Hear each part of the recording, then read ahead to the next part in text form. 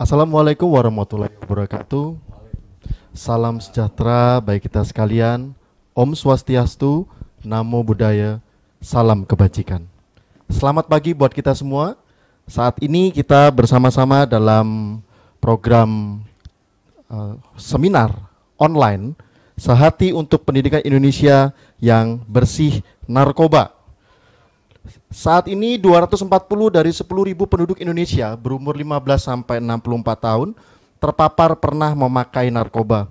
Dan 180 dari 10.000 penduduk Indonesia berumur 15 sampai 64 tahun terpapar memakai narkoba selama 1 tahun terakhir. Oleh sebab itu, kita sangat melihat bahwa urgent atau sangat penting pendidikan Indonesia bersih narkoba. Di tengah-tengah kita sekalian saat ini sudah ada di samping saya Bapak Dr. Andes Trisilo Budi Prasetyo MM, saat ini Kepala Cabang Dinas Pendidikan Wilayah Kabupaten Jombang, mewakili Bapak Insinyur Dr. Insinyur Haji Wahid Wahyudi MT sebagai Kepala Dinas Pendidikan Provinsi Jatim yang saat ini sedang mendampingi Ibu Gubernur, Ibu Kofifa. Dan saat ini jika memungkinkan bisa datang ke tempat ini, saat ini diwakili oleh Bapak Tri. Dan kemudian di samping saya juga ada Bapak Brigjen Pol Bambang Priyambada SH MHum selaku Kepala Badan Narkotika Nasional Provinsi Jawa Timur. Dan bersama dengan kita semua, kita sudah sangat mengenal Bapak Kunjung Wahyudi ST MSI, Ketua Komisi Nasional Pendidikan Provinsi Jawa Timur. Kemudian ada Ibu Eka Ratnawati SPSI, Duta Kata Hati Jawa Timur. Dan perkenalkan saya Bagus Triwidantoro, saya founder dari MS Indonesia yang kita bersama-sama dalam satu gerakan Sehati untuk Pendidikan Indonesia. Dan saat ini Bapak Ibu, kalau Anda melihat kita sudah menerapkan physical distancing, jadi satu sama lain sudah berjarak. Walaupun di sini ada kamera yang kelihatannya dekat, tapi ini adalah kamera wide, sehingga sebenarnya ini kita sudah berjarak. Dan kemudian kita juga sudah menerapkan protokol kesehatan dengan menggunakan masker dan menggunakan hand sanitizer. Mari kita mulai diskusi kita hari ini. Silakan Bapak Ketua Komnas Nasional Komisi Nasional Pendidikan Provinsi Jawa Timur, Bapak Kunjung Wahyudi untuk menyampaikan kata-kata pembuka. Terima kasih Mas Bagus. Assalamualaikum warahmatullahi wabarakatuh. Waalaikumsalam warahmatullahi wabarakatuh. Bagaimana kabarnya sahabat Prima semua di seluruh Indonesia? Insya Allah baik-baik ya. Sahabat Prima dimanapun berada, saat ini kami dari Komisi Nasional Pendidikan Provinsi Jawa Timur bekerja sama dengan Dinas Pendidikan Provinsi Jawa Timur dan juga dengan Badan Narkotika Nasional Provinsi Jawa Timur untuk menyelenggarakan seminar online dengan tema Sehati untuk Pendidikan Indonesia yang Bersih Narkoba. Bapak Ibu, saudara-saudara, sahabat Prima dimanapun berada, kami berterima kasih kepada Bapak Ibu dan semua yang ada di seluruh Indonesia bisa bergabung dengan acara kegiatan webinar online yang diadakan oleh Komisi Nasional Pendidikan Provinsi Jawa Timur. Terima kasih, selamat untuk mengikuti. Terima kasih Pak Kunjung Wahyudi sebagai Ketua dari Komnas Pendidikan Provinsi Jawa Timur. Kemudian kita akan terlebih dahulu mendengarkan pemaparan dari Bapak Brigjen Pol Bambang Priyambada SH MHum sebagai Kepala Badan Narkotika Nasional Provinsi Jawa Timur. Kami silakan Pak Bambang. Terima kasih Mas Bagus. Assalamualaikum warahmatullahi wabarakatuh. Waalaikumsalam. Selamat pagi, salam sejahtera bagi kita sekalian. Yang saya hormati Pak Kunjung selaku Ketua Komnas Pendidikan Provinsi Jawa Timur, Bu Eka, psikolog, kemudian Pak Tri, mewakili Kepala Dinas Pendidikan Provinsi Jawa Timur. Baik Bapak Ibu sekalian, saya akan sedikit memberikan paparan tentang gambaran dan perkembangan narkotika di Provinsi Jawa Timur. Kami lanjutkan. Ini adalah data bahwa angka prevalensi nasional yang diteliti pada tahun 2019 kemarin, dari 240 dari 10.000 penduduk Indonesia berumur 15 sampai 64 tahun terpapar penuh pernah memakai narkoba. Kemudian pernah memakai narkoba ini pernah pakai narkoba 2,40% dari 4.534.744 jiwa. Kalau kita melihat itu adalah penduduk yang umur 15 sampai 64 tahun. Yang setahun pakai narkoba datanya 1,80% dari 3.419.188 jiwa. Bapak Ibu sekalian, dari 180 dari 10.000 penduduk Indonesia yang berumur 15 sampai 64 tahun terpapar memakai narkoba selama 1 tahun terakhir. Ini penelitian daripada kerjasama Badan Narkotika Nasional Republik Indonesia dengan Pusat Penelitian Masyarakat dan Budaya LIPI. Saya lanjutkan angka prevalensi menurut provinsi. Provinsi Jawa Timur kira-kira masuk 5 besar tidak? Kalau kita melihat di sini, yang 5 besar Sumatera Utara, Sumatera Selatan, DKI, Sulawesi Tengah, dan DIY sebagai 5 provinsi dengan angka prevalensi tertinggi. 71%, 24 provinsi dengan angka prevalensi di bawah dari angka nasional. Itu yang warna biru pernah memakai, kemudian yang warna agak kecoklatan muda itu setahun pakai. Lalu kita melihat datanya seperti itu. Saya lanjutkan. Provinsi Jawa Timur, BNN Provinsi Jawa Timur, daftar penanganan kasus, kita lihat tahun 2018. Menangani tersangka jumlahnya 41. Untuk 2019 26 tersangka.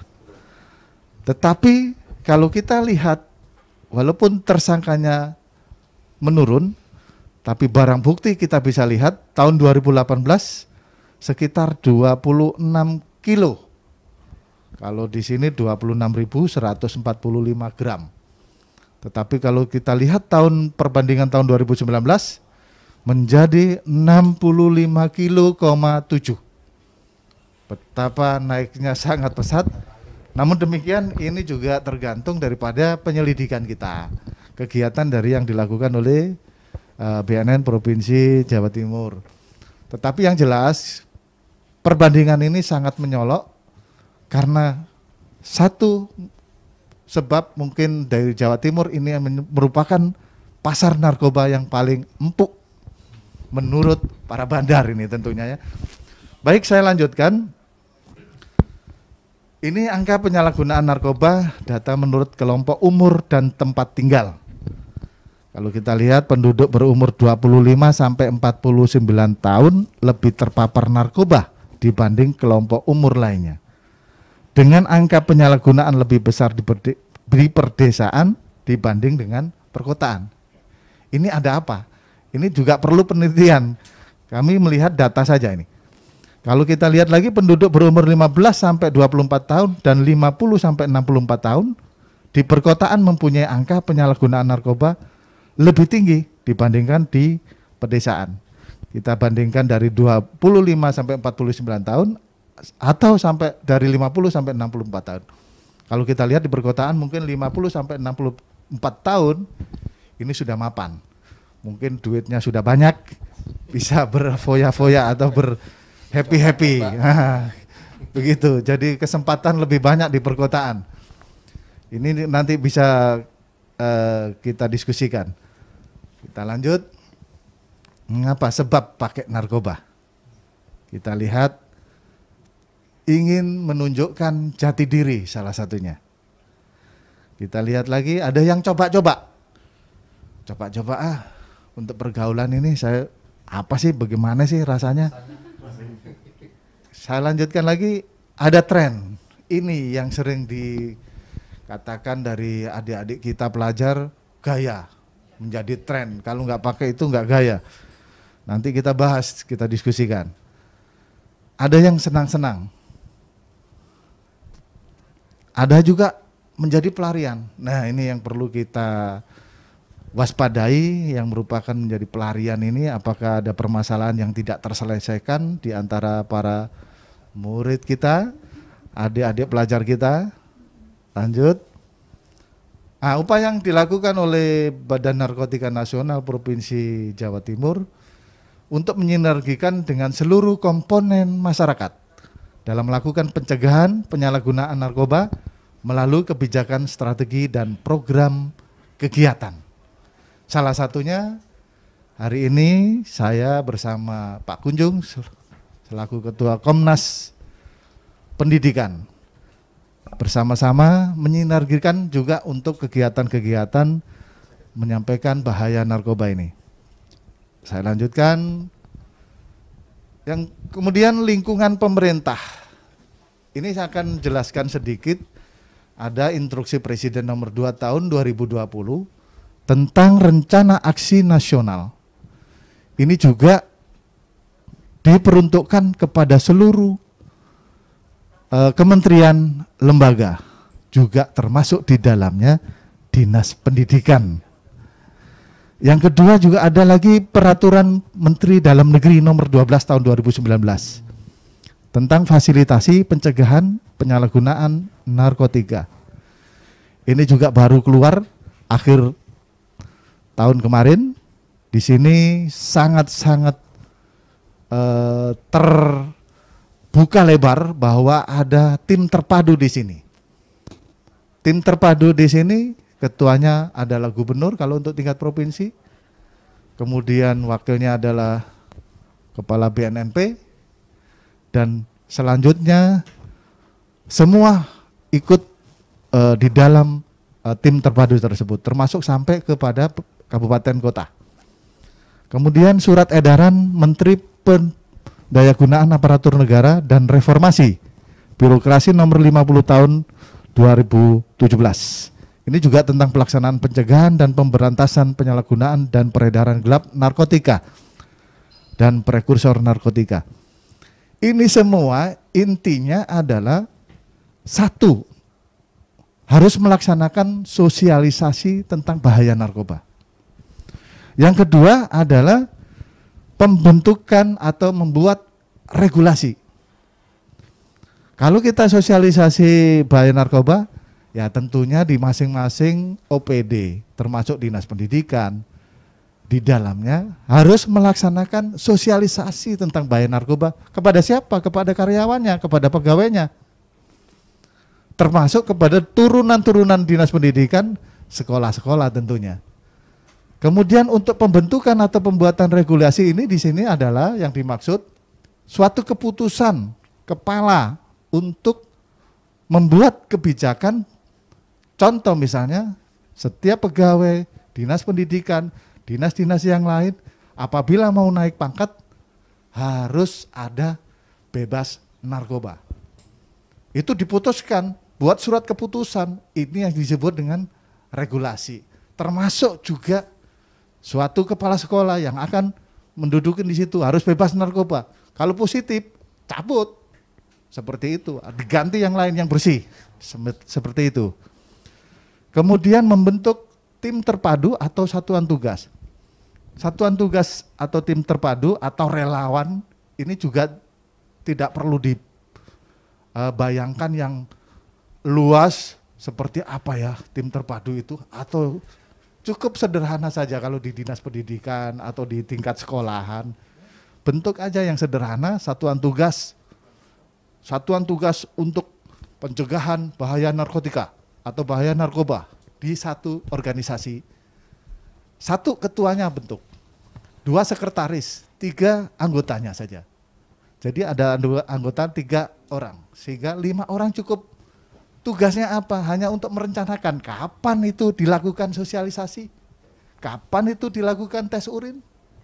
Dalam 1 tahun, minimal 1 kali sosialisasi, minimal 1 kali tes urin. Sehingga pemikiran itu kalau sudah terpatri, maka anggaran untuk sosialisasi, anggaran untuk tes urin bisa langsung direncanakan dalam 1 tahun. Kemudian terakhir adalah tes urin. Tes urin mandiri. Di sini kebanyakan saya lihat para OPD ini, tes urin. Jadi yang mempersiapkan dari BNN untuk tes kitnya. Ini yang salah. Maka perlu direncanakan dari OPD untuk merencanakan tes urin berapa pegawai saya. Dalam triwulan pertama sekian orang tes urin. Kemudian triwulan kedua dan sebagainya sehingga 1 tahun seluruh pegawai kita sudah melaksanakan tes urin. Saya lanjutkan. Untuk lingkungan pendidikan, Inpres nomor 2 tahun 2020, lebih banyak tadi sudah saya sampaikan, di dalam pengembangan kurikulum materi narkotika pada jenjang semua lembaga pendidikan, itu kurikulum terintegrasi. Maksudnya di sini adalah, kalau bisa masuk kurikulum, tetapi anak didik kita kan sudah penuh nih otaknya oleh pelajaran-pelajaran ini. Tetapi bisa terintegrasi.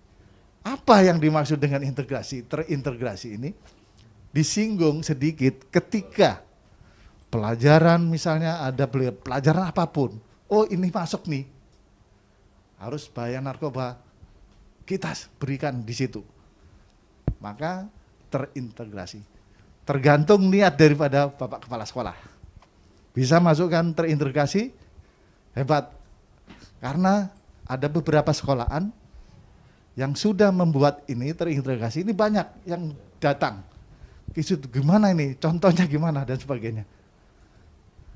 Lanjut, adanya kebijakan P4BN di sekolah. Ini juga merupakan kebijakan dari masing-masing sekolah.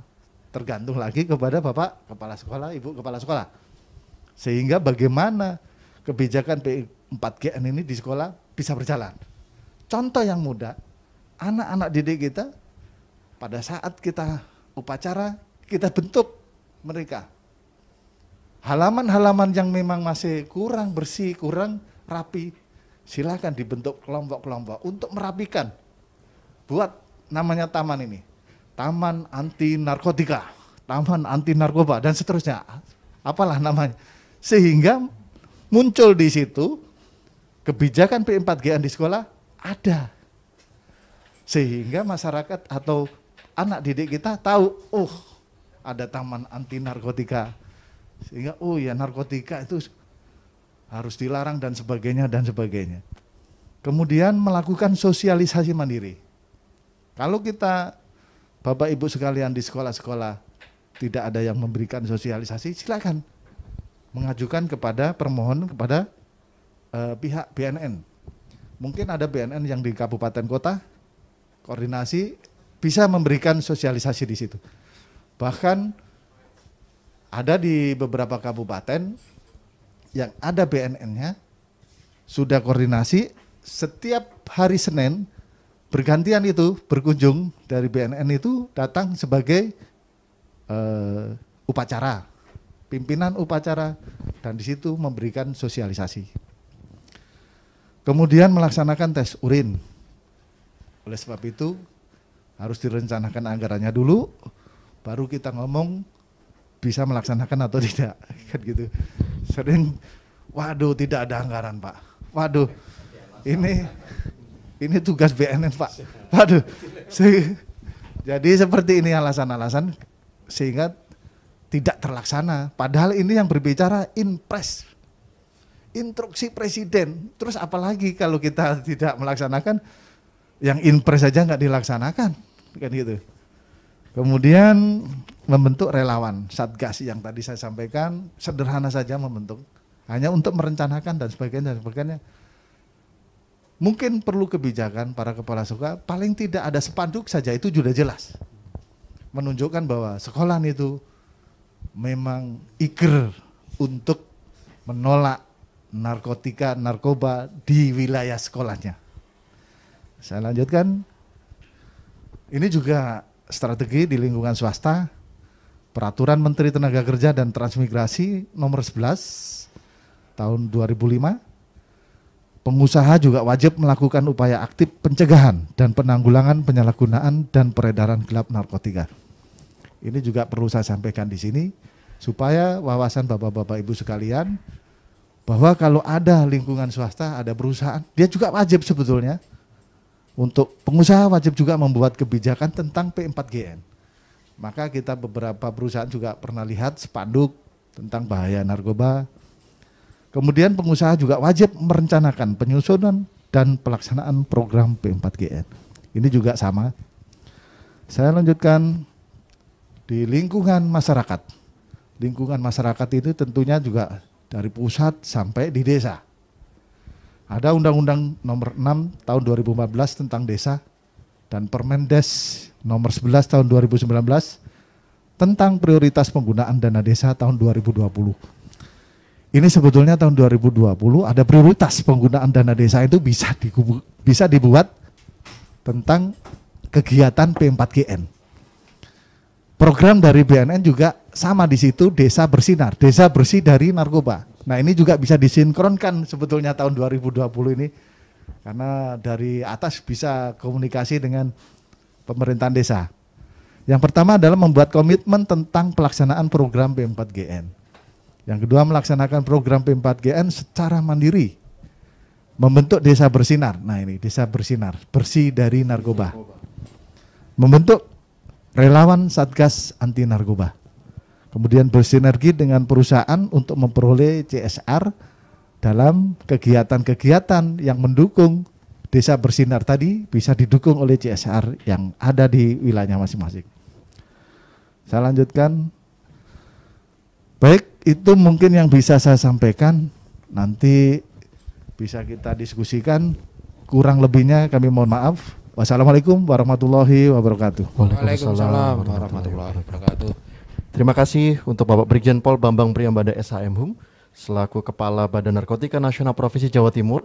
Terima kasih pemaparannya dan selanjutnya kita akan mendengarkan terlebih dahulu keadaan pelajar di Indonesia terutama di Jawa Timur terkait tentang narkoba. Saya persilakan kepada Bapak Dr. Andes Trisilo Budi Prasetyo MM, Kepala Cabang Dinas Pendidikan Wilayah Kabupaten Jombang, saat ini mewakili Kepala Dinas Pendidikan Provinsi Jawa Timur. Kami silakan. Terima kasih Mas Bagus Triwendantoro ya. Yang pertama kepada yang terhormat Bapak Brigjen Pol Dr. Andes Bambang Priyandono SHM Hum. Terima kasih Bapak selaku Kepala BNNP Jawa Timur. Kemudian Bapak Kunjung Ketua Komnas Pendidikan Ibu Ika dan pendengar radio Sahabat Prima ya. Ini insya Allah Sahabat Prima ya. Insya Allah Bapak Ibu Guru, Bapak Ibu Kepala Sekolah dan siswa sudah mendengar di hadapan kami, di samping kanan kami, beliau adalah Kepala BNNP Provinsi Jawa Timur. Pada kesempatan ini kami selaku Kepala Cabang Dinas Pendidikan Wilayah Kabupaten Jombang menyampaikan permohonan maaf. Seharusnya atau seyogyanya kemarin kami ditelepon oleh Bapak Kepala Dinas Provinsi Jawa Timur akan hadir. Beliau sangat senang sekali, tapi hari ini mendampingi Ibu Gubernur, jadi beliau tidak bisa hadir. Bapak Ibu pendengar Radio Sahabat Prima, pada pagi hari ini saya akan membahas peran dari lembaga SMA SMK. Apa sih peran dari lembaga SMA SMK PKLK yang ada di Jawa Timur terhadap pencegahan penyalahgunaan narkoba? Sebelum kami menyampaikan peran lembaga SMA dan SMK, saya akan menyampaikan sekelumit hikmah di balik COVID-19. Kita ketahui bahwa hampir 2 bulan ya anak-anak kita, siswa-siswi SMA, SMK dan PKLK tidak belajar di sekolah. Jadi anak-anak ini menggunakan sistem daring, ada yang menggunakan WA, ada yang menggunakan aplikasi dan sebagainya. Sebetulnya ada beberapa hikmah dari dibalik penyebaran COVID-19. Yang pertama, menyadarkan tentang esensi bahwa pendidikan itu adalah belajar dimanapun, tidak harus di sekolah. Dimanapun itulah kita harus bisa menyesuaikan. Jadi belajar tidak harus di sekolah, tetapi bisa juga di rumah. Kedua adalah mengantarkan lebih cepat, di mana era kita adalah era revolusi industri 401. Titik berat dari era revolusi industri adalah tentang inti digitalisasi pendidikan. Kemudian yang ketiga, ini adalah kebijakan lagi ngetren yang disampaikan oleh Bapak Menteri kita, Menteri Pendidikan, yaitu kebijakan Merdeka Belajar menjadi lebih cepat teraktualisasi dengan adanya kebijakan pendidikan selama pandemi COVID-19. Kita ketahui ada 4 kebijakan yang disampaikan oleh Bapak Menteri kita. Yang pertama adalah ujian sekolah berstandar nasional. Kalau kemarin diselenggarakan oleh provinsi dan sebagainya, kita fokuskan pada sekolah. Kemudian ujian nasional. Ujian nasional yang dilaksanakan oleh pusat, tetapi dengan era sekarang ujian nasional akan dilaksanakan di sekolah dengan sistem yaitu assessment competition minimal dan superior karakter. Kemudian yang ketiga adalah RPP. Sebelumnya kalau kita guru-guru membuat RPP itu setebal. Sekarang cukup 2 lembar. Inilah kebijakan yang disampaikan oleh Bapak Menteri kita. Dan yang terakhir lagi ngetren kita adalah kebijakan PPDB. Ada 3 kebijakan, yaitu sistem zonasi itu 50%, kemudian ada 15% jalur afirmatif, 5% jalur mutasi, 5% jalur prestasi akademik, dan 25% jalur akademik diambil dari rata-rata nilai sekolah. Baiklah Bapak Ibu sekalian yang ada di rumah atau pendengar dari Radio Sahabat Prima, mari apa sih peran dari lembaga sekolah, baik itu SMA, SMK? Ada 5 peran. Yang pertama, sekolah sebagai counseling agency. Disinilah peran guru BK. Di dalam counseling agency ini, alhamdulillah pada tahun 2013 kalau nggak salah, di Jawa Timur menjadi motor membuat semacam kurikulum program kurikulum narkoba yang kemarin tahun 2013 kalau di provinsi lainnya itu belum membuat, tetapi di Jawa Timur telah membuat kurikulum pendidikan anti narkoba. Apa yang dikatakan oleh Bapak Kepala BNP Jawa Timur bahwa kurikulum ini tidak melulu kurikulum, tapi kurikulum terintegrasi di semua mata pelajaran. Alhamdulillah pada waktu itu tahun 2013-2014 kalau nggak salah ada SMP yang ada di Surabaya menjadi ikon, telah membuat silabus RPP dan telah dipraktekkan. Kemudian yang kedua telah dipraktekkan di Kota Kediri yang menjadi juara pada waktu lomba kurikulum terintegrasi itu.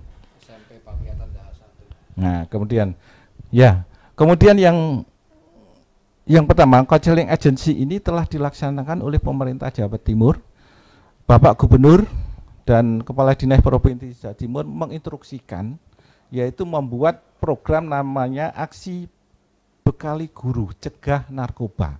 Di sini ada oleh Bapak Kepala Dinas Provinsi Jawa Timur ada program di mana guru BK ini menjadi motor di dalam mensosialisasikan pencegahan narkoba. Kemudian setelah melaksanakan sosialisasi, guru BK masing-masing sekolah itu disuruh membuat rencana action yang sesuai dengan Inpres nomor 2 tahun 2020. Ini adalah salah satu peran sekolah sebagai counselor agency. Peran yang kedua adalah sekolah sebagai participatory agency. Jadi sekolah berperan dengan mengajak banyak kalangan terkait dalam pencegahan penyalahgunaan narkoba. Ini akan melibatkan pegawai BNN, akan melibatkan kepolisian, akan melibatkan LSM, akan melibatkan komite sekolah dan alumni. Dan kemarin pada tahun ajaran yang baru, Bapak Kepala Dinas Provinsi Jawa Timur telah membuat surat edaran bagaimana sekolah sebagai participatory agency. Salah satu contoh kegiatan pengenalan lingkungan sekolah. Jadi penerimaan siswa baru ini, instruksi dari Bapak Kepala Dinas Provinsi Jawa Timur, kepala sekolah harus dan wajib melibatkan dari BNN, kepolisian, komite sekolah maupun LSM. Disitulah nanti BNN membuat program bekerja sama dengan kantor cabang dinas pendidikan wilayah kabupaten dan kota se-Jawa Timur. Ini wajib dilakukan oleh kepala sekolah. Kemudian contoh yang kedua, kami menizin Pak Kepala BNW Jawa Timur, kami telah memprogramkan. Jadi sesuai arahan dari Bapak Kepala Dinas Provinsi Jawa Timur, agar supaya kepala cabang memerintahkan kepala sekolah membuat schedule. Tiap hari Senin itu diadakan upacara. Pembinanya siapa? Pembinanya adalah salah satunya adalah BNN dan kepolisian. Disitulah participatory agency ini akan muncul dari peran sekolah dalam rangka pencegahan penyalahgunaan narkoba. Kemudian lanjut lagi, pada waktu saya bekerja di Kepala Cabang Dinas Kediri, saya bekerja sama dengan AKBP Bu Dewi melaksanakan lomba yel-yel narkoba. Kemudian lomba puisi narkoba. Kemudian lagi tes urin. Nah, ini dilaksanakan 1 tahun di mana pada saat sekolah mengadakan dies natalis. Jadi pada saat dies natalis inilah selama sebelum 2 minggu sebelum pelaksanaan dies natalis diadakan lomba-lomba yang berkaitan dengan narkoba. Ini alhamdulillah apa yang diinstruksikan, diarahkan oleh Bapak Kepala Dinas Provinsi Jawa Timur ini sebagian besar telah terlaksana. Memang ada beberapa sekolah yang belum melaksanakan. Ini terkendala misalkan tes urin mandiri. Nah, ini ya apa yang dikatakan boleh Bapak Kepala Dinas Provinsi, Bapak Kepala BNNP terkendala dengan anggaran. Tes mandiri ini karena untuk membeli alat tes kit itu mungkin agak mahal. Kemarin pada waktu di Kediri kami mencoba dengan Bapak Kapolres Pak Anton selaku Kapolres Kota Kediri membeli 1 item tes urin. Jadi tes urin itu ada 6 item, ya parameter, tetapi kita membeli 1 parameter itu harganya lebih murah, hanya 10.000 kali 11.000. Ya, kita survei di Kota Kediri ini yang paling dominan apa? Apakah double L, apakah sabu-sabu atau ekstasi? Alhamdulillah kemarin berdasarkan kesepakatan oleh Bapak Kapolres, dananya dari komite, kita sampling yaitu tes double L sama sabu kalau nggak salah. Itu pada itu. Kemudian ini yang kedua adalah peran dari sekolah sebagai participatory agency. Kemudian yang ketiga sekolah sebagai advocacy agency. Di dalam sekolah sebagai advocacy agency ini ada yang melatar belakangi kenapa peredaran narkoba itu semakin hari semakin meningkat. Jadi banyak data membuktikan bahwa para pengedar dan pemakai narkoba sering menggunakan berbagai cara. Ini sudah umum dilakukan oleh pengedar. Kemudian para pelajar sangat rentan terhadap berbagai ancaman dan jebakan dari narkoba itu. Oleh karena itu di sekolah sesuai dengan instruksi Bapak Kepala Dinas Provinsi Jawa Timur, beliau mencoba menghidupkan ekstrakurikuler. Di situ di dalam ekstrakurikuler itu ada kegiatan pramuka, ada kegiatan PMR. Dari kegiatan pramuka dan PMR itulah dibentuk namanya Satgas Relawan Anti Narkoba. Bahkan tahun kemarin di dalam lomba UKS, salah satu indikator adalah penilaian narkoba. Setiap tim juri ke sekolah harus ada yel-yel siswa dari narkoba. Ini diutamakan. Ini bagian dari penilaian dari usaha kesehatan sekolah. Baik itu lomba UKS maupun lomba adiwiyata lingkungan. Ini kita coba untuk menampilkan bagaimana pencegahan narkoba itu secara optimal. Kemudian yang kelima yaitu sebagai advisory agency. Di dalam advisory agency ini kita melibatkan anak-anak pramuka, bagaimana anak-anak itu dibina oleh guru BK, dibina oleh Bapak B guru, bagaimana menyampaikan pada siswa-siswinya, menasihati bahwa narkoba itu sangat berbahaya. Ini anak-anak dilatih mandiri selaku gugus depan kepramukaan maupun PMR untuk menyampaikan kepada siswa-siswa yang lain. Inilah yang dilakukan yang keempat. Kemudian yang kelima adalah mediating agency. Salah satu kendala dalam mediating agency terjadi miskomunikasi antara orang tua siswa, dengan siswa, antara komite sekolah dengan siswa. Ini sering terjadi. Karena kalau kita bicara dengan narkoba, mohon maaf, kebanyakan orang tua itu menutupi. Sehingga anak-anak itu tidak terbuka menyampaikan kepada Bapak Ibu gurunya. Kemudian yang kedua, apa yang dikatakan oleh Bapak Kepala BNP memang benar. Ada salah satu kepala sekolah, kalau siswanya kena narkoba itu merasa lembaganya itu jelek. Nah, ada yang keputusannya untuk anak tersebut dikeluarkan. Ini adalah salah satu miskomunikasi antara guru kepala sekolah dengan siswa. Kemarin sesuai dengan arahan dari Bapak Kepala Dinas, beliau menyampaikan tolong jangan sampai anak-anak yang kena narkoba itu dikeluarkan, jangan sampai dikeluarkan. Ini fungsi dari guru BK, bimbingan konseling. Nah, ini sudah terwujud komunikasi antara anggota BNN yang ada di daerah kabupaten kota dengan guru BK. Jadi kalau ada siswa-siswi yang kena narkoba, buku guru BK sebagai advisor, pendampingan, kemudian komunikasi dengan anggota BNN yang ada di kabupaten kota. Ya, ada kemungkinan itu direhabilitasi karena anak-anak ini menjadi korban dari penyalahgunaan narkoba.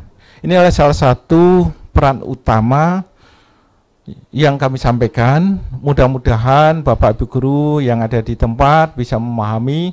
Insya Allah apa yang dikatakan disampaikan oleh Bapak Kepala BNNP Jawa Timur ke depan ini akan kami sampaikan kepada Bapak Kepala Dinas Provinsi Jawa Timur, kita optimalkan. Nanti akan dibuatkan oleh Bapak Kepala Dinas Provinsi Jawa Timur surat edaran. Karena sebentar lagi ada kegiatan penerimaan siswa baru, pengenalan lingkungan. Nanti program-program tentang narkoba ini nanti kita prioritaskan, jamnya, jadwalnya kita lebih banyak lagi. Saya kira itu yang kami sampaikan, kurang lebihnya mohon maaf. Saya akhiri, wassalamualaikum warahmatullahi wabarakatuh. Waalaikumsalam warahmatullahi wabarakatuh. Terima kasih kepada Bapak Dr. Andes Trisilo Budi Prasetyo MM, mewakili dari Kepala Dinas Pendidikan Provinsi Jawa Timur, pemaparannya tentang kebijakan dan juga kondisi saat ini pelajar Indonesia terkait dengan narkoba. Nah, kalau tadi semua yang berbicara tentang lembaga dan kebijakan dan sebagainya, di tengah-tengah kita ada seorang ibu dari peserta didik kita yang saat ini bisa mungkin memaparkan tentang apa peran dari keluarga, apa peran dari orang tua tentang pendidikan anti narkoba di dalam keluarga. Kami silakan kepada Ibu Eka sebagai Duta Kata Hati Jawa Timur. Terima kasih. Assalamualaikum warahmatullahi wabarakatuh. Waalaikumsalam. Terima kasih Pak Kunjung, Pak Bambang, Pak Tri. Tadi saya nyimak semua pemaparan dari Bapak-bapak semua dan sangat luar biasa memang kita untuk bersama-sama menyikapi atau menanggulangi bahaya narkoba ini. Oke, kalau dari pengamatan saya mungkin ini juga akan menjadi suatu tambahan ya Pak ya, untuk bagaimana kita berkolaborasi bersama-sama untuk bisa meminimalkan atau bahkan meniadakan anak-anak yang menjadi korban kembali untuk menggunakan narkoba. Jadi kalau tadi Pak Bambang sudah menyampaikan bahwa ada satu hal yang menjadi penyebab mereka menggunakan narkoba adalah ada salah satunya karena ada masalah yang belum terselesaikan. Nah ini mungkin kita bisa lihat bahwa apakah ini karena lingkungan di rumah atau mungkin lingkungan di luar. Nah kalau lingkungan di rumah kembali lagi ini kita harus bisa melibatkan orang tua di rumah untuk memantau anaknya. Nah, bagaimana supaya mereka bisa istilahnya bisa tahu atau mengerti tentang bahaya ini? Kalau saya melihat adalah peran ibu. Jadi peran ibu harus bisa dekat dengan putra-putrinya, ya, sehingga bisa saling berdiskusi. Karena anak-anak sekarang mungkin kalau dinasehati kayaknya kurang cocok ya. Jadi mereka lebih didekati hatinya, ya. Sahabat sebagai teman gitu kan. Kemudian menciptakan suasana rumah yang bahagia. Ini juga peran orang tua untuk bisa mengajarkan pada anak, itu dari orang tuanya dulu. Role modelnya adalah orang tuanya. Bagaimana ketika mungkin orang tuanya ada masalah, itu menyikapinya seperti apa. Sehingga anak-anak juga bisa melihat ketika ada masalah tidak harus disikapi dengan pelarian marah ataupun lainnya yang negatif. Nah itu kalau di dalam lingkungan keluarga. Ketika Pak Tri mengatakan bahwa kondisi pandemi ini sebenarnya ini peluang yang sangat luar biasa dan sangat besar terhadap orang tua untuk terus mendampingi putra-putrinya, memberikan pengetahuan edukasi tentang narkoba ini. Oke ya. Itu dari keluarga. Nah alhamdulillah saya sudah hampir lebih 10 tahun Pak saya di Kata Hati Institute, dan founder Kata Hati adalah Bapak Herbert Sentano. Beliau penulis buku Quantum Class, dan bukunya yang terakhir adalah Karakter 360. Ini sangat luar biasa dan saya betul-betul merasakan ini bahwa sebenarnya yang perlu kita sentuh adalah hatinya, kesadaran anak-anak untuk bahwa itu enggak oke, itu enggak asik gitu. Ya, jadi bagaimana kita bisa menyentuh kesadaran anak-anak kita untuk tahu hatinya, tahu tuntunan hatinya untuk tidak melakukan hal-hal yang negatif. Nah, salah satunya di buku Pak RB Sentano Karakter 360 ada yang namanya Pancasadar, Pak. Nah, ini yang saya rasakan bahwa itu perlu edukasi juga ke anak, ke pelajar ya, terutama sekolah-sekolah. Jadi di sini ada yang namanya bagaimana kita, sebenarnya ini seperti Pancasila Pak, ini Pancasila, tapi bisa lebih disampaikan lebih mudah untuk dipahami anak-anak milenial. Jadi yang pertama adalah bagaimana kita menumbuhkan kesadaran pada Tuhan, sadar Tuhannya, untuk dia jujur, apapun rasanya yang ada di dalam hati dia, mereka anak-anak untuk istilahnya berdialognya dengan Tuhan, dengan Allah, ya. Kemudian juga sadar diri bagaimana kita ramah terhadap orang lain, kemudian dengan teman-teman ataupun dengan lingkungannya, kemudian sadar hidup bagaimana mereka menumbuhkan kesadaran kepedulian terhadap teman-temannya atau lingkungannya. Jadi ikut mendukung juga untuk ketika ada lingkungannya yang negatif, dia mungkin bisa tahu untuk bantu lingkungan tersebut. Kemudian yang penting adalah sadar masalah ini Pak. Karena sebenarnya semua yang terjadi mereka tidak kuat untuk menahan atau menerima tantangan hidup. Jadi ketika punya masalah, kayaknya kemudian ada masalah, asik deh kalau ini saya lupa deh masalahnya gitu. Padahal sebenarnya kita sekarang ini saya di Komnasdik juga ingin bagaimana memberikan informasi kepada teman-teman atau adik-adik kita untuk bahwa tidak ada masalah di dunia ini sebenarnya. Ya, yang ada tidak terselesaikan juga. Masalah justru nggak ada Pak. Yang ada adalah itu cara Tuhan untuk memberikan pesan istilahnya pemahaman terhadap hidup. Karena semua yang sukses pun juga kan berawal dari masalah, karena dia ada masalah maka kemudian dia berjuang gitu. Jadi sebenarnya bukan masalah, tapi adalah tuntunan Tuhan untuk meningkatkan atau menaikkan potensi yang ada di dalam dirinya. Itu yang penting yang harus diinformasikan kepada anak-anak milenial, bahwa masalah itu bukan masalah, tapi masalah itu adalah suatu pemahaman yang harus kamu sadari untuk kedepannya untuk lebih baik. Nah, yang terakhir adalah sadar bahagia. Sadar bahagia ini anak-anak kurang gembira, Pak. Ya, jadi kayaknya memang sudah doktrin ya, mungkin udah budaya ya. Jadi kita harus stres ketika ada sesuatu, kita harus sikapi dengan mencekam gitu. Sehingga karena itu akhirnya tidak tergiring pada rasa bahagianya, rasa gembiranya, akhirnya banyak anak-anak yang kemudian menyimpang ke sana kemari, Pak. Gitu. Itu yang saya coba, dan Pak RB Sentanu juga selalu menginformasikan itu untuk bagaimana kita memberikan edukasi Pancasadar ini kepada anak-anak di sekolah. Nah, kemudian ada satu hal yang mungkin menarik bagi saya, Pak. Kata-kata itu adalah doa ya, gitu kan. Jadi ketika kita mengatakan apapun, itulah yang akan terjadi gitu, Pak ya. Nah, saya tertarik tadi dengan desa bersinar ya, Pak. Nah, itu kalau misalnya narkoba, kata narkoba ini ada di belakang, Pak. Biasanya yang paling terekam dalam memori pikiran kita, mindset kita adalah kata yang di belakang. Jadi ketika narkobanya selalu ada di belakang, maka ini akan terus-terus ada. Gitu. Jadi misalnya desa bersih, anti narkoba, sekolah sehat. Nah, jadi yang akan ada di dalam pikiran anak-anak atau kita semua sehatnya, bukan narkobanya. Tapi kalau desa apa tadi? Bersinar atau mungkin bersih dari narkoba, berarti narkoba lagi yang ada di dalam pikiran kita, akhirnya menarik orang untuk menggunakan atau apapun kata narkoba yang ada di dalam pikirannya. Jadi kalimat terakhir yang mungkin bisa dijadikan masukan ya, Pak ya, sehingga ketika slogan apapun itu semuanya akan baik tergantung dari niatnya kita. Yang penting adalah kata terakhirnya. Jadi narkobanya itu depan aja, Pak, supaya terlupakan. Sehingga yang penting adalah doanya kita bersih, sehat atau apapun itu. Itu mungkin bisa upaya salah satunya untuk bisa menyikapi bahaya narkoba atau perkembangan narkoba yang lebih besar. Terima kasih, ini Pak menarik Dennis. ini. Dari Ibu Eka Ranawati, Duta Kata Hati Jawa Timur. Bapak Ibu sekalian peserta webinar, silakan kalau Anda mau bertanya, silakan sampaikan di bagian paling kanan dari YouTube Live Anda, itu ada bagian chat. Anda silakan menuliskan pertanyaan Anda, nanti bisa langsung dijawab oleh para narasumber kita. Saya ingin bertanya dulu ke Pak Kunjung ini, dari Komnas Pendidikan Jawa Timur, yang salah satu peran dari Komnas Pendidikan adalah fungsi pengawasan, Pak ya.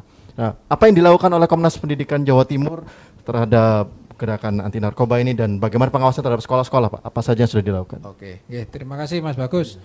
Jadi Bapak Ibu pendengar sahabat Prima dimanapun berada, kami dari Komisi Nasional Pendidikan Provinsi Jawa Timur sebenarnya sudah lama bersinergi bekerja sama dengan BNN Provinsi Jawa Timur, kemudian juga dengan Dinas Pendidikan Provinsi Jawa Timur untuk berkolaborasi dalam hal penanganan pengawasan khususnya terkait dengan masalah anti narkoba.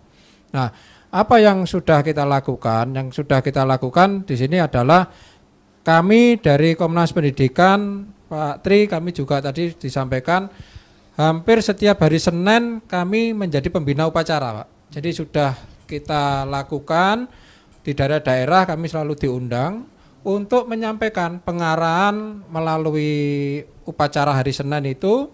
Terkait juga kita sampaikan masalah bahaya narkoba, kemudian juga terkait dengan pendidikan karakter yang tadi terkait yang disampaikan oleh BK Pancasadar, kita sampaikan di sana. Nah, itu ternyata juga mengena kepada anak-anak kita langsung, dan di situ kadang-kadang kita memberikan semangat kepada mereka untuk bersama-sama, ayo kita lawan narkoba. Jangan sekali-kali gunakan itu, dan akhirnya di situ disepakati dalam upacara itu. Narkoba dilawan. Iya, siap. Narkoba dilawan. Iya. Jadi itu yang kita lakukan. Kemudian yang kedua, kami yang saat ini sebenarnya sudah sedang menjalankan sebenarnya, yaitu yang namanya lomba sekolah madrasah bermartabat Pancasila dan bersih narkoba. Yang kemarin kami sudah ketemu Pak Bambang, kami juknisnya sudah ditandatangani beliau juga dengan Pak Wakil juga. Yang ini rencana kami lakukan untuk tingkat satuan pendidikan itu mulai dari tingkat PAUD sampai SMA, SMK, MA. Nah, tetapi untuk tahun ini yang 2020 karena kita baru mulai, kita mulai untuk tingkat SMP, MTS, sama SMA, SMK, MA. Nah ini insya Allah karena COVID sebenarnya kemarin sudah harus kita mulai. Ini akhirnya kita tunda, insya Allah nanti mudah-mudahan COVID-nya segera berlalu, selesai. Insya Allah nanti bulan September itu nanti akan kita mulai untuk tingkat kabupaten kota. Jadi sekolah madrasah bersih bermartabat Pancasila dan bersih narkoba. Itu salah satu poinnya adalah memang tadi sampaikan oleh Pak Tri juga bahwa kita itu sekolah-sekolah harus menerapkan itu. Jadi protokol untuk masalah pelaksanaan SOP bersih narkoba, mereka di situ ada penilaian di sana. Nah, itu akan kita laksanakan. Kemudian di bulan Oktobernya baru juara di tingkat kabupaten kota. Ini nanti akan kita ambil untuk tingkat provinsi.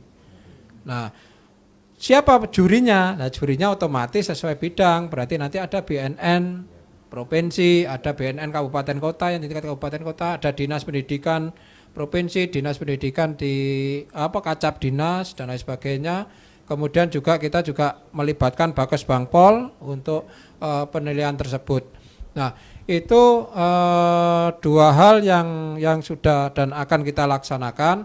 Dan kemudian tadi saya tergelitik juga tadi Inpres nomor 2 tahun 2020 Pak Presiden sudah menginstruksikan dan itu Presiden terkait dengan masalah tes urin mandiri.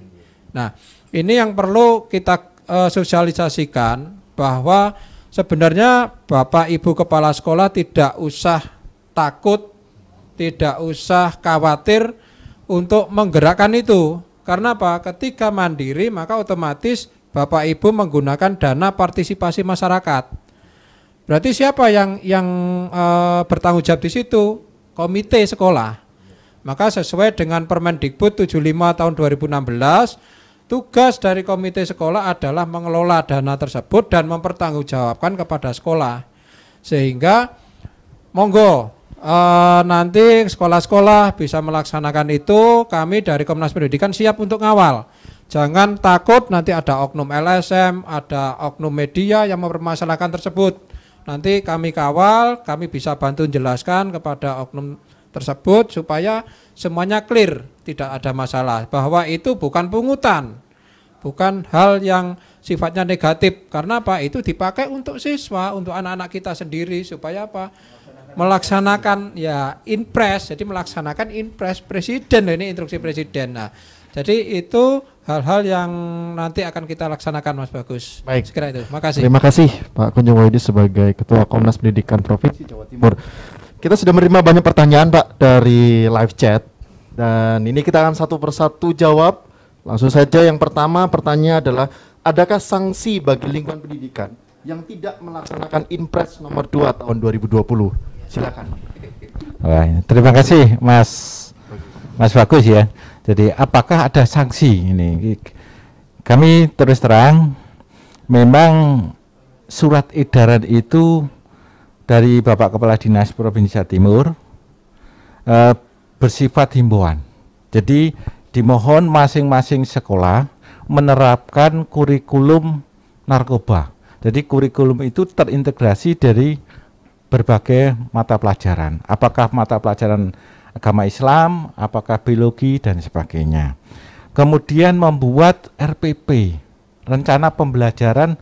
Jadi kurikulum narkoba nanti diintegrasikan pada hari apa, jam berapa dan sebagainya. Dan itu kemarin atas anjuran Bapak Gubernur Jawa Timur pada waktu itu tahun 2014 oleh Pak Dekarmo sudah ada instruksi untuk membuat rencana aksi setiap sekolah. Kepala sekolah harus membuat, dilaporkan kepada kepala cabang dilaporkan kepada provinsi. Memang saya akui tidak semua masih Ya kalau kita presentasi masih 60%. Mohon maaf Bapak Kepala BNNP, ini insya Allah setelah ini kami akan menghadap kepada Bapak Kepala Dinas, nanti ada prioritas yang harus dilaksanakan, terutama kegiatan pengenalan lingkungan. Sebentar lagi kan ada penerimaan sesuatu. Nanti insya Allah wajib hukumnya untuk tes urin. Nah itu apakah parameternya 1 atau 2 nanti melalui dana dari komite sekolah. Jadi kami belum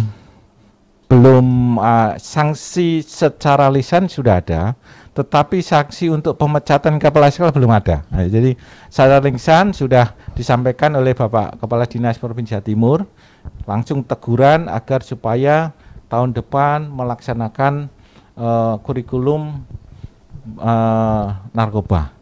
Saya kira itu. Mungkin saya bisa menambahkan, dalam pelaksanaan tes urin ini juga tidak harus semuanya siswa melaksanakan kegiatan tes urin, tapi bisa dilakukan secara prioritas saja. Misalnya orang-orang tertentu yang diduga misalnya, oh ini kok tingkah lakunya seperti ini juga bisa dilaksanakan itu. Atau pada saat penerimaan siswa baru harus yang bersangkutan sudah membawa surat keterangan bebas narkoba. Itu juga sudah bisa menjadi bahan bahwa kita sudah melaksanakan.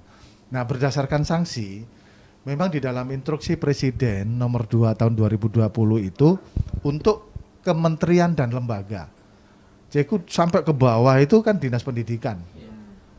Nah, Dinas Pendidikan dan semua OPD ini diwajibkan untuk melaksanakan. Nah, namun kalau memang tidak melaksanakan, nanti penilaian itu pelaksanaannya akan dilaporkan ke BNN. Jadi di pusat itu BNN yang bertugas untuk melakukan pendataan siapa-siapa yang sudah melaksanakan. Sehingga masing-masing instansi pemerintah ini sudah ditunjuk PIC istilahnya, person in charge. Jadi sudah ditunjuk satu persatu, dan ketika sudah melakukan kegiatan yang ada di Inpres nomor 2 tahun 2020 melaporkan ke BNN. BNN mengkumpulir. Kemudian kita laporkan BNN provinsi ini ke pusat. Pusat dilaporkan ke Menko Polhukam selaku atasan daripada atau koordinatornya. Kemudian dilaporkan ke presiden. Nah, ketika provinsi ini nanti masing-masing provinsi didata, Jawa Timur paling bawah, Bu Gubernur apa enggak mencah-mencah. Nah, ini tanggung jawab moral kita, sehingga bisa bekerja enggak nih staf saya ini kan gitu. Akhirnya seperti itu. Monggo, makasih. Terima kasih. Ada tambahan dari Pak Kunjung? Oke, jadi terkait pelaksanaan Inpres nomor 2 tahun 2020 seperti yang disampaikan tadi oleh Pak Bambang maupun Pak Tri, bahwa kami di Komnas Pendidikan siap membantu mengawal terkait pelaksanaan tersebut. Jadi semaksimal mungkin, karena apa? Karena kami di 38 kabupaten kota sudah ada kepengurusan kami, sehingga nanti kita bisa bersinergi dengan BNNK, kemudian kedua dengan kepala cabang dinas wilayah yang ada di kabupaten kota untuk ayo kita bareng-bareng kita jalankan itu Inpres nomor 2 tahun 2020. Karena itu. Terima kasih buat setiap jawaban yang telah diberikan oleh para narasumber. Pertanyaan berikutnya mungkin buat Kepala BNN tentang bagaimana caranya mengetahui anak yang memakai narkoba tanpa membuat siswa tersebut tersinggung. Karena kan kalau langsung dites urin gitu ya misalnya, terus saya kan enggak pakai narkoba gitu. Kenapa harus dites gitu ya. Yang kedua, kalau orang tuanya tersinggung, Pak. Silakan. Mungkin ada cara-cara tertentu. Baik, terima kasih atas pertanyaan itu Mas Bagus. Jadi untuk apabila takut tersinggung si murid atau orang tuanya, ini ada BNN. Kalau ada BNN di kabupaten kota bisa konsultasi dulu, karena di situ nanti bisa didalamin oleh BNN apakah pendekatannya langsung melalui sekolahan atau melalui orang tua, sehingga pihak-pihak yang memang dikhawatirkan nanti tersinggung atau pihak sekolah yang takut nanti orang tuanya jadi marah dan sebagainya. Padahal ini untuk kebaikan daripada si anak itu. Jadi permasalahan perlu dikonsultasikan, didiskusikan oleh BNN boleh. Kami terbuka lebar untuk melaksanakan misalnya pendekatan kepada orang tua dan sebagainya dan sebagainya. Tentunya ini juga memerlukan kepiawaian kepala sekolah masing-masing. Karena kalau nanti penyentuhan itu kita langsung teksturin di sana, ada apa nih sekolah nih? Khawatir gitu. Silakan konsultasi dengan BNN yang ada di tempat. Kalau tidak bisa, karena pendekatan itu kan BNN mesti harus turun ke orang tua atau siapa. Itu Mas Pak. Terima kasih Pak Bambang. Ini pertanyaan untuk Mbak Eka ini. Ya, saya panggil Mbak. Ya, boleh. Lebih muda. Lebih muda. Ya, pertanyaannya adalah bagaimana atau apa yang dilakukan oleh keluarga ketika mengetahui anaknya sudah terlanjur terpapar narkoba. Apa yang semestinya dilakukan, Pak? Oke, baik. Terima kasih untuk pertanyaannya. Satu hal yang harus kita tumbuhkan pada diri kita sebagai orang tua adalah cinta. Ya, karena jangan menganggap bahwa ketika kita mengetahui memang berat, rasanya berat ketika mengetahui anak kita terpapar narkoba. Tapi kita harus bisa menetralisir untuk hati kitanya sebagai orang tua. Ya, tidak kemudian menyikapi secara marah atau hal-hal yang mengundang kembali ketidaknyamanan bagi si anak. Jadi yang penting adalah ada kasih sayang dan cinta dulu dari orang tuanya untuk memeluk mereka. Memeluk anak-anak kita yang memang saat itu kondisinya sudah terpapar narkoba, dan kemudian kita lakukan seperti yang Mbak Bambang sudah sarankan. Kita orang tua jangan malu, ya, karena lebih baik kita mencari langkah yang lebih tepat lagi, yang lebih sama-sama kita orang tua dan anak menanggulangi ini. Kita bisa berkoordinasi dengan BNN untuk bagaimana menyikapi selanjutnya. Tapi yang jelas adalah jaga hati para orang tua untuk menahan emosi ataupun hal-hal yang dianggap memalukan atau apapun itu, karena itu tidak penting. Yang penting adalah bagaimana solusi ke depannya. Jadi yang perlu kita lakukan, yuk kita sama-sama orang tua dan anak untuk bergandengan memberikan diskusi atau memberikan masukan juga kepada anak-anak bahwa oke, semua adalah kita tanggulangi bersama. Saya orang tua dan kamu, kita sama-sama menyikapi ini, menjalani semua proses yang sudah diberitahukan atau diedukasikan oleh BNN, sehingga nanti ke depannya kita bisa lebih baik lagi. Dan satu hal itu tadi jadi jangan kemudian ketika anak kita terpapar narkoba terus kita marahin, kita kita berikan punishment yang tidak semestinya, sehingga nanti akhirnya timbul lagi rasa bahwa ya sudah, dia mau ikut lagi sekalian aja. Saya juga sudah dimarahin atau kemudian di sanksi macam-macam lah gitu. Jadi cinta dan sayang yang perlu harus ditumbuhkan ketika anak kita terkena. Silakan Pak Bambang. Baik. Jadi apabila diketahui putranya, putrinya yang terkena narkoba, silahkan konsultasi ke BNN. Di situ akan ada langkah-langkah. Apakah anak ini ikut dengan orang tua atau tidak? Karena khawatir nanti kalau dibawa langsung tidak mau. Nah, sehingga kita perlu juga datang ke rumahnya untuk memberikan pemahaman dulu kepada yang bersangkutan. Perlu diketahui bahwa anak kita, tetangga kita yang terkena itu adalah korban. Itu dulu. Karena korban dia harus disembuhkan. Maka kalau dilaporkan kepada BNN, pidananya tidak diproses. Sekali lagi, kalau dilaporkan ke BNN, pidananya tidak diproses. Daripada nanti tertangkap oleh pihak penyidik Polri atau pihak penyidik BNN. Nanti proses itu. Kalau sudah dilaporkan seperti itu, nanti konsultasi, kemudian direhabilitasi, dan rehabilitasi gratis. Ya, kalau rehabilitasi di BNN gratis. Itu juga BNN punya beberapa IPWL yang ada di swasta itu, tapi ada IPWL sosial, Kementerian Sosial. Jadi kalau yayasan sifatnya Kementerian Sosial. Ya. Kalau di rumah sakit itu di bawah Menteri Kesehatan. Sehingga kalau rekomendasikan BN ke sana, yang bersangkutan dibiayai oleh Kementerian Kesehatan atau Kementerian Sosial. Itu Mas, terima kasih. Terima kasih Pak Bambang. Berarti langkah pertama adalah melaporkan ke BNN, Pak ya. Ya. Mungkin langkah pertama yang harus dilakukan, berkoordinasi sehingga akan ada penanganan yang tepat untuk setiap putra-putri kita yang sudah terpapar narkoba.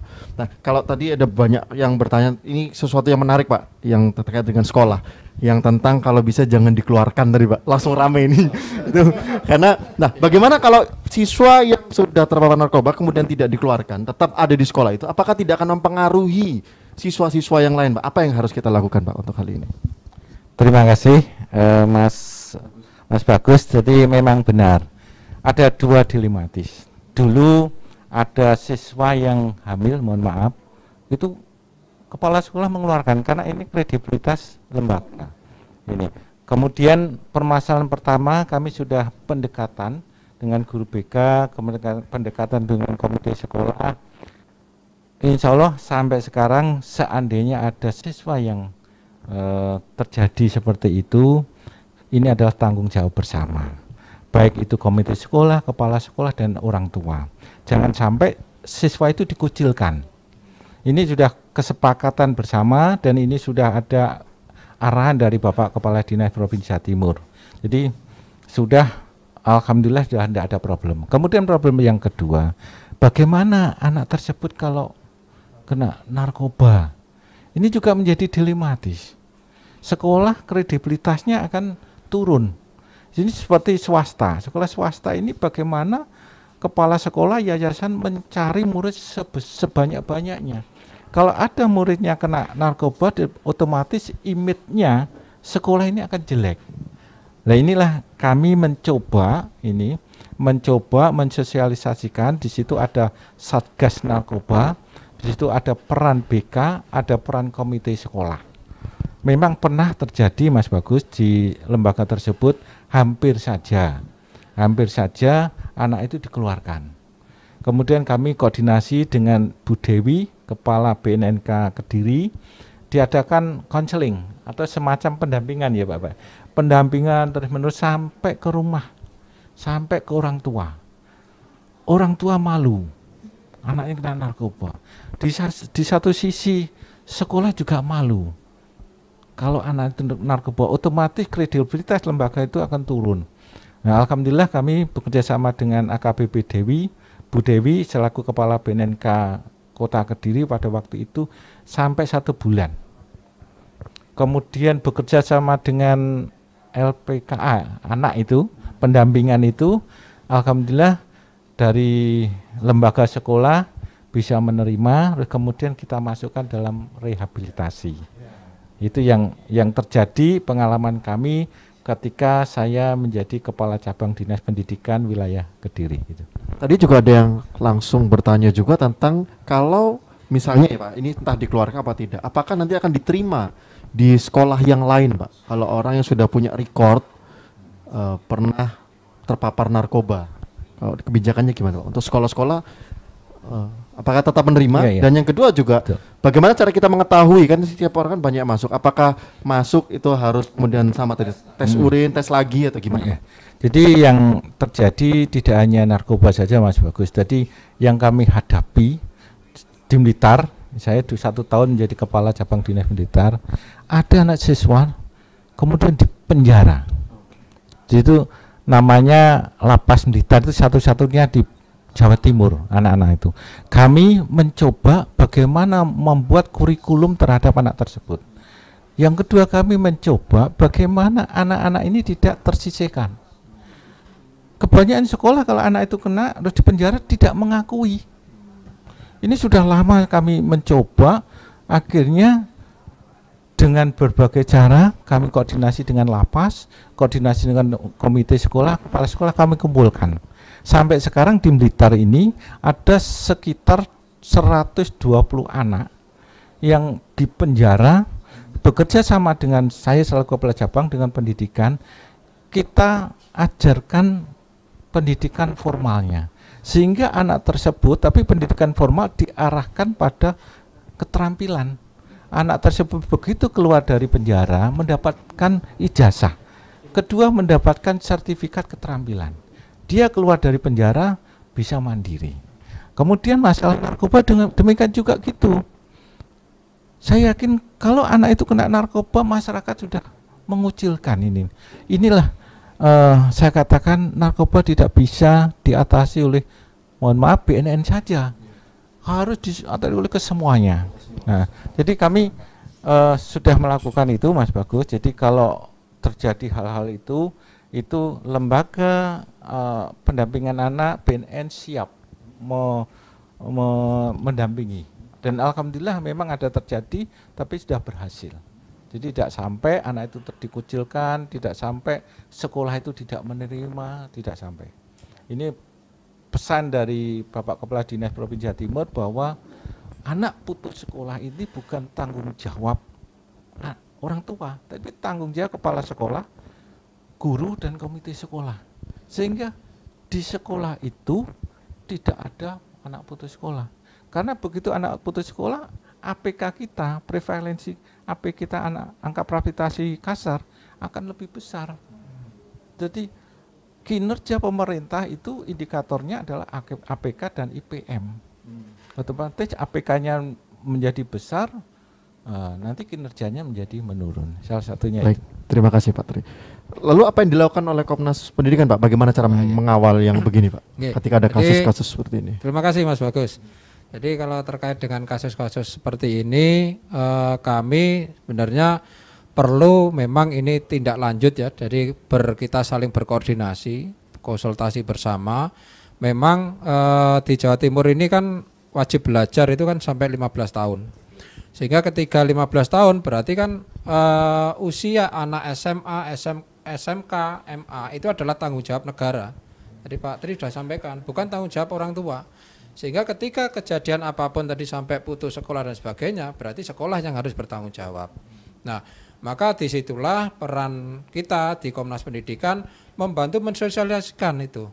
Jadi kita sampaikan, ayolah kita semua bersama, kita bersinergi, kita berkolaborasi, kita sehati untuk pendidikan. Nah, disitulah fungsi kita untuk bagaimana anak ini memang ketika putus sekolah jangan sampai terjadi seperti itu, karena otomatis kita pasti akan memberikan masukan kepada sekolah kalau sampai yang namanya dalam tanda petik kepala sekolah kadang-kadang ya lupa dan lain sebagainya, alfa terhadap kejadian itu karena malu, oh ini harus dikeluarkan dan sebagainya. Kalau sampai itu terjadi, maka kami Komnas Pendidikan akan menyampaikan, bukan menegur tetapi memberikan masukan kepada sekolah bahwa ini tanggung jawabnya sekolah. Sehingga bagaimana ketika sudah terlanjur putus sekolah, ya haruslah ada perbaikan, misalnya ditinjau kembali dan sebagainya. Sehingga anak ini kembali sekolah untuk bisa melanjutkan.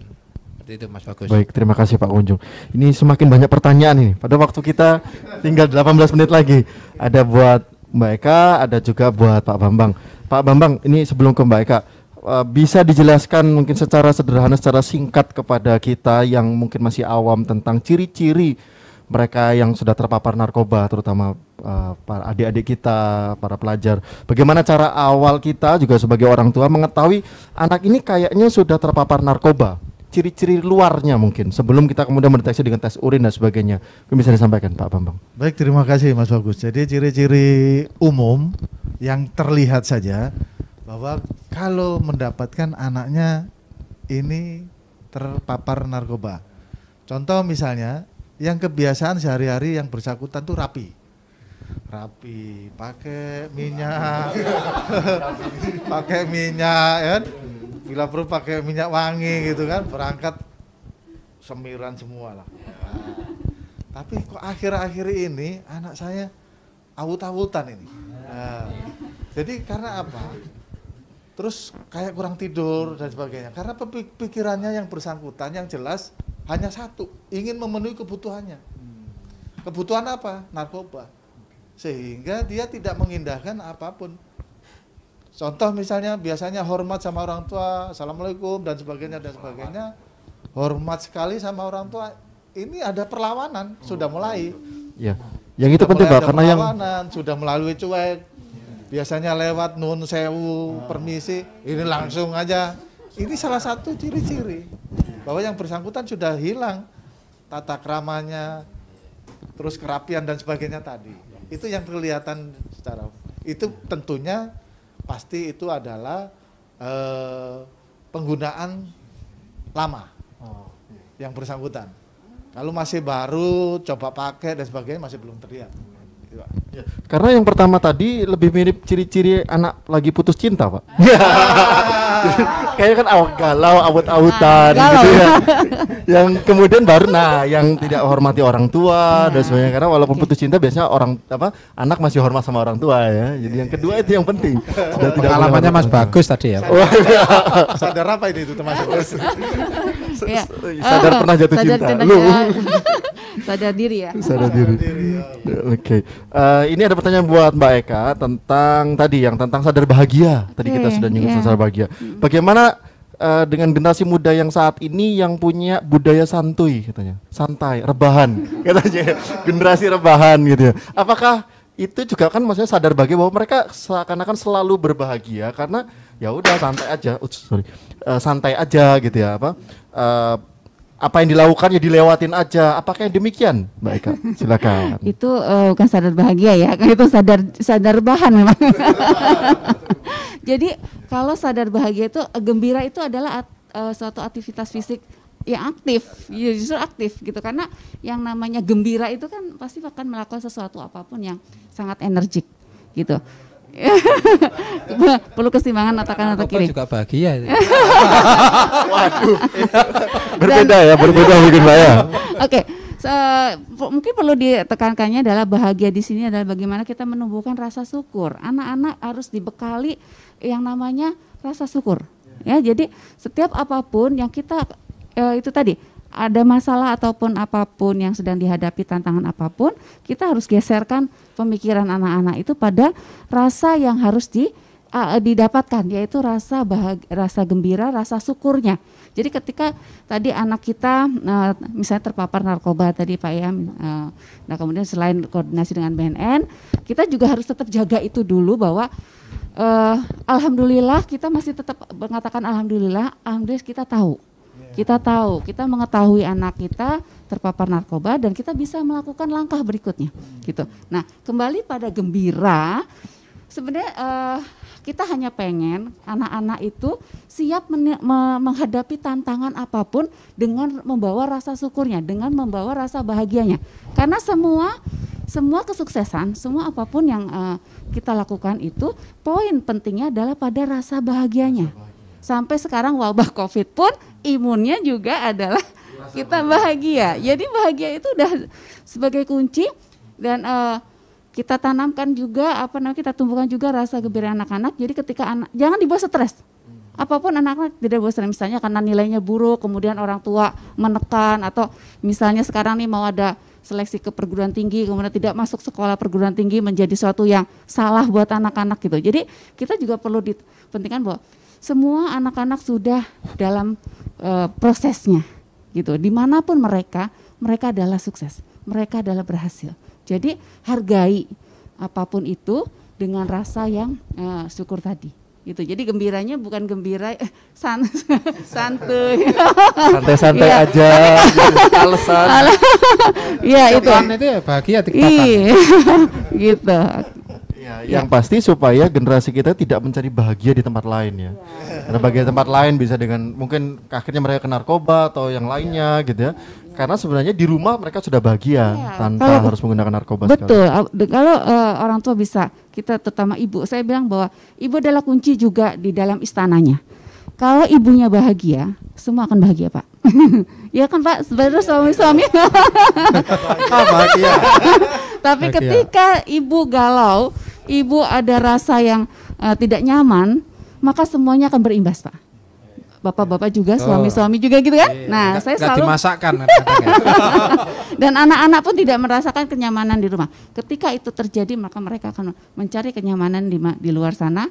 Ya, mudah-mudahan semua lingkungan sekarang baik sehingga walaupun mereka juga mencari kenyamanan di luar, tapi semuanya juga akan baik-baik saja. Oke, terima kasih Pak Eka.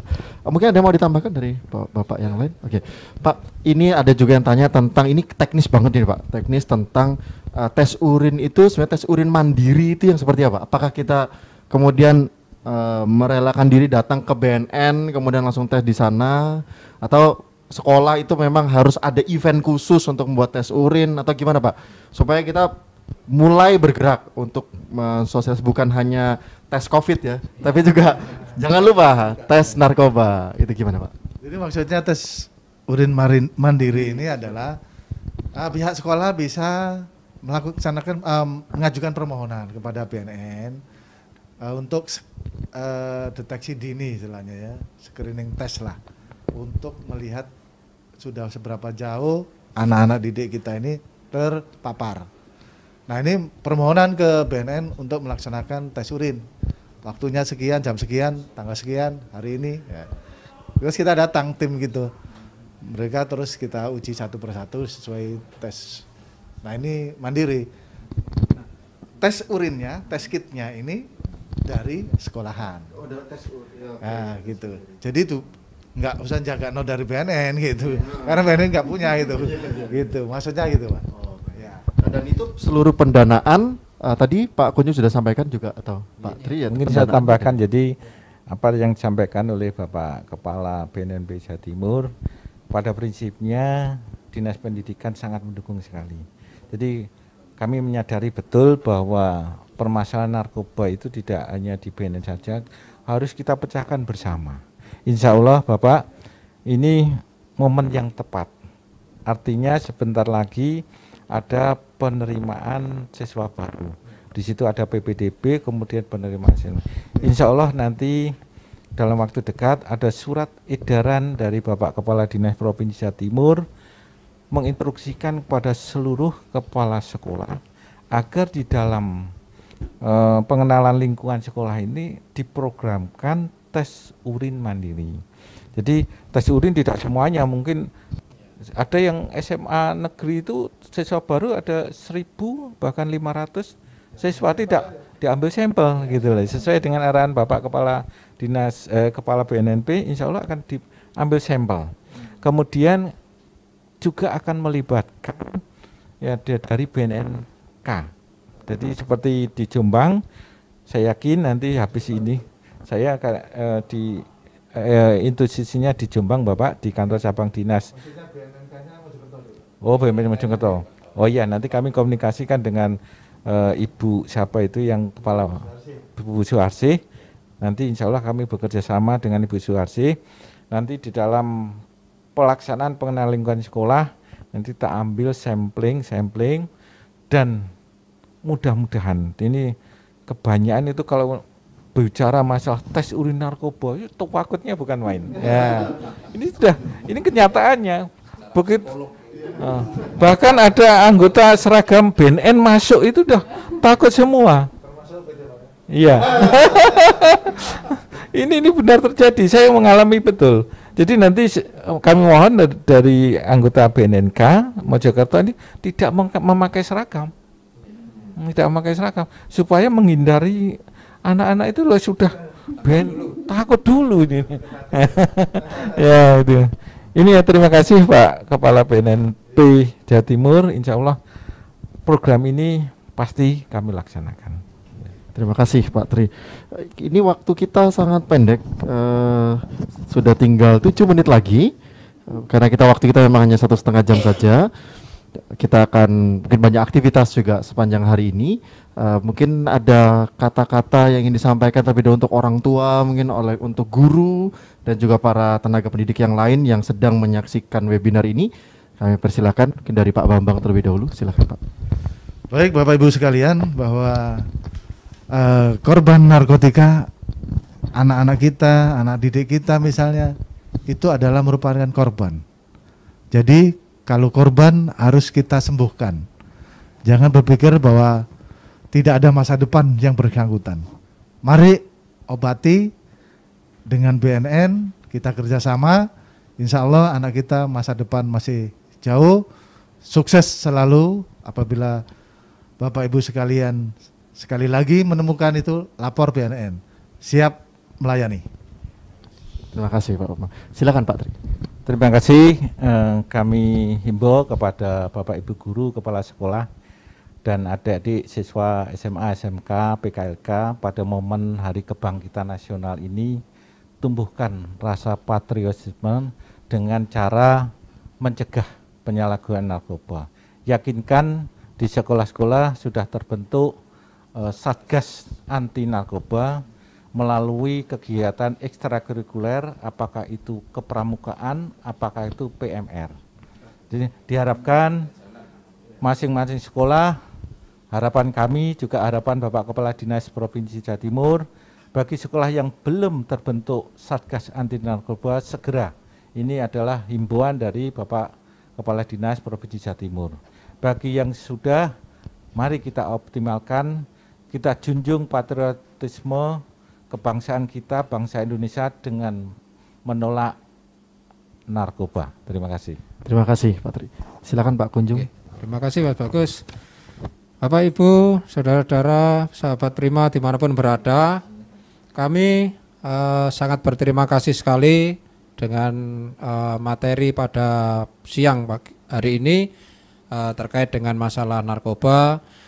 Kami dari Komisi Nasional Pendidikan Provinsi Jawa Timur siap mengawal, membantu dalam pelaksanaan program yang tadi sudah disampaikan oleh Bapak Tri selaku wakil dari Kepala Dinas Pendidikan Provinsi Jawa Timur, yang mana nanti sebentar lagi akan ada surat edaran dari Dinas Pendidikan Provinsi Jawa Timur untuk pelaksanaan terkait bagaimana program sekolah menolak narkoba, ya bukan bersih narkoba tapi menolak adanya narkoba. Kemudian juga Bapak Kepala Badan Narkotika Nasional Provinsi Jawa Timur, Pak Bambang, saya ucapkan juga terima kasih. Kami siap nanti mengawal Inpres nomor 2 tahun 2020 bahwa ini instruksi dari Presiden dan harus dilaksanakan oleh dunia pendidikan dan juga yang lembaga lain. Iya, oh ya, nggih. Jadi Inpres ini akan berlaku sampai tahun 2024 sehingga untuk Jawa Timur kami mohon untuk segera melaksanakan itu lebih awal lebih bagus sehingga kita bisa segera melakukan pencegahan terhadap bahaya narkoba ini semakin cepat semakin baik. Saya kira itu Mas Bagus, terima kasih. Terima kasih Pak Kunjung, Ketua Komnas Pendidikan Jawa Timur. Silakan Pak Eka Ratnawati, Duta Kata Hati Jawa Timur. Saya sedikit aja, saya menghimbau untuk orang tua dan para pendidik bahwa penuhilah hati kita akan cinta dan kasih sayang untuk anak-anak kita. Rangkulah mereka dengan cinta kita sehingga mereka akan nyaman dan terhindar dari hal-hal yang negatif. Terima kasih. Saya dari MS Indonesia menyampaikan mari kita sehati untuk pendidikan Indonesia. Mari kita bersama-sama untuk membuat anak-anak kita tidak terpapar narkoba dan tentu saja membentuk generasi unggul untuk Indonesia. Mari kita bersama-sama memberikan ini kaos dan juga buku kepada Bapak Bambang Priamboda sebagai Ketua Kepala BNN Provinsi Jawa Timur.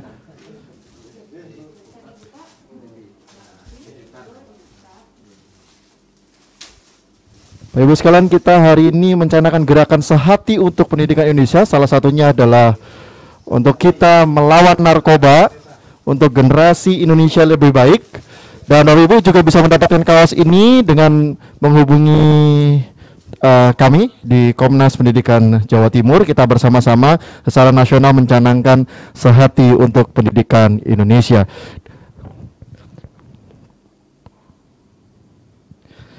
Ya, terima kasih Bapak Ibu narasumber yang telah datang hari ini, dan juga terima kasih buat setiap peserta webinar yang sudah menyaksikan hari ini. Cukup banyak saya lihat yang juga chat memberikan pertanyaan dan juga yang view, dan rekaman dari webinar kita kali ini bisa dilihat di YouTube channel Sehati untuk Pendidikan. Sekali lagi YouTube channel Sehati untuk Pendidikan.